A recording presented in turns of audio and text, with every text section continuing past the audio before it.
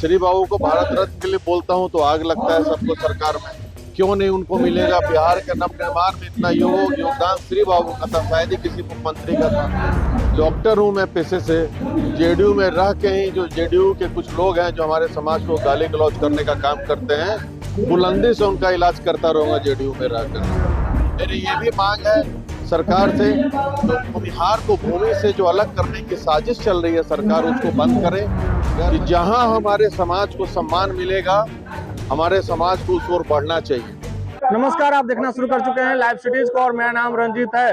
सीतामढ़ी में ब्रह्मर्षि सेना के 7वें स्थापना दिवस पर परबत्ता के विधायक डॉक्टर संजीव का आगमन हुआ है। मुख्य अतिथि के रूप में वे इस कार्यक्रम में पहुंचे थे। इस दौरान सम्मान समारोह का भी आयोजन किया गया।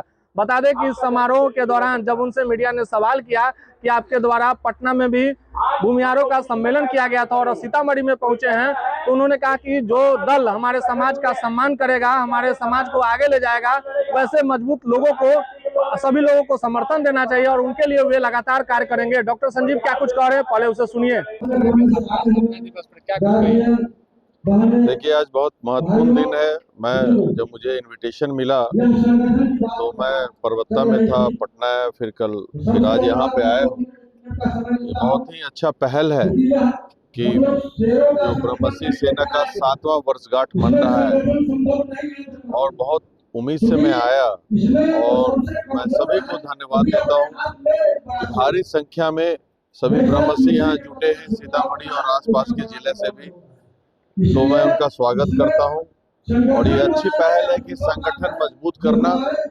सबसे बड़ी बात है कि हमें अपना संगठन को देखना है, पहले ब्रह्मर्षि समाज को देखना होगा कि पहले अपना समाज हो, बाद में कोई पार्टी हो। हम लोग जो एक पार्टी में बंध गए हैं, चाहे किसी के साथ टेकन एज ग्रांटेड सब लेता है, उसी के कारण हम लोगों को अपने काबिलियत के हिसाब से भागीदारी नहीं मिल रही है।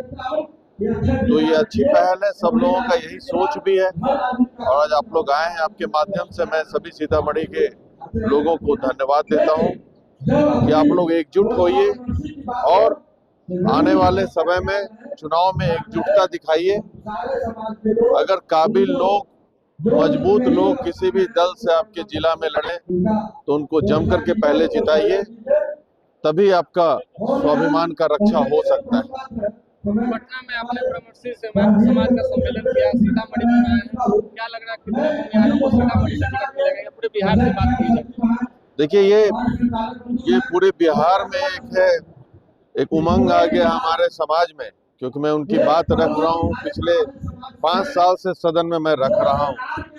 अब श्री बाबू को भारत रत्न देने की मांग है तो वो बहुत दुखद है। ये अब श्री बाबू को भारत रत्न के लिए बोलता हूं तो आग लगता है सबको सरकार में। क्यों नहीं उनको मिलेगा? बिहार के नवनिर्माण में इतना योगदान श्री बाबू का था, शायद ही किसी मुख्यमंत्री का था। लिमिटेड साधन में रह करके बिहार को विकसित किया उस वक्त। ये सब बहुत सारे मुद्दा है। ईडब्ल्यूएस में जो नई सीट बढ़ाया जा रहा है, मतलब उन लोगों का जो उम्र सीमा नहीं बढ़ाया जा रहा है, ये बहुत दुखद है। नंबर ऑफ अटेम्प्ट्स नहीं बढ़ाया जा रहा रिजर्वेशन की तरह। मेरी ये भी मांग है सरकार से, जो बिहार को भूमि से जो अलग करने की साजिश चल रही है सरकार उसको बंद करे। गैर मजरूआ खास जमीन, टोपोलैंड, बकास जमीन पे जो रोक लगाए हैं उसको अविलंब खत्म करें, क्योंकि भूमिहार ब्राह्मण जाति जो भूमि से जुड़े हुए हैं हम लोग, और हम लोग अपने समाज के लोगों को ये भी कहने आए हैं जागरूक करने के लिए, आप लोग खेती पे भी विशेष ध्यान दिया जाए और दहेज प्रथा को खत्म किया जाए अपने समाज से। हालांकि किसान हमारे समाज से नहीं, हर समाज से आते हैं और हमारा समाज का तो एक गुण है, हम लोग अपने लिए नहीं सबके लिए सोचते हैं। तो डेफिनेटली हम लोग कोई डिसीजन लेंगे, हमारा समाज लेगा डिसीजन। आगे आप जेडीयू में शामिल रहेंगे या आरजेडी से चुनाव लड़ेंगे? नहीं, ऐसा कुछ नहीं है। मैं जेडीयू में ही हूँ, डॉक्टर हूँ मैं पेशे से। जेडीयू में रह के ही जो जेडीयू के कुछ लोग हैं जो हमारे समाज को गाली गलौज करने का काम करते हैं, बुलंदी से उनका इलाज करता रहूंगा जेडीयू में रह करके। कयास लगाया जा रहा है कि कयास तो लगाने दीजिए, भविष्य क्या है नहीं बता सकता हूँ, लेकिन जहां भी रहूंगा बुलंदी से अपने समाज की बात करता रहूंगा और बिहार को विकसित कैसे बनाया जाए इस पे चर्चा होती रहेगी। अभी देखिए, अभी तो आने वाला भविष्य क्या होता है इसकी जानकारी अभी नहीं है, लेकिन एक बात तो जरूर है कि जहां हमारे समाज को सम्मान मिलेगा, हमारे समाज को उस ओर बढ़ना चाहिए। अगर आपको अपने साथ रख के कोई आपको बेइज्जत करे तो उससे दूरी बनाना ही बेहतर होगा। और स्वाभिमान से हमारा समाज और हम लोग ना कभी समझौता किए हैं, ना मरते दम तक करेंगे।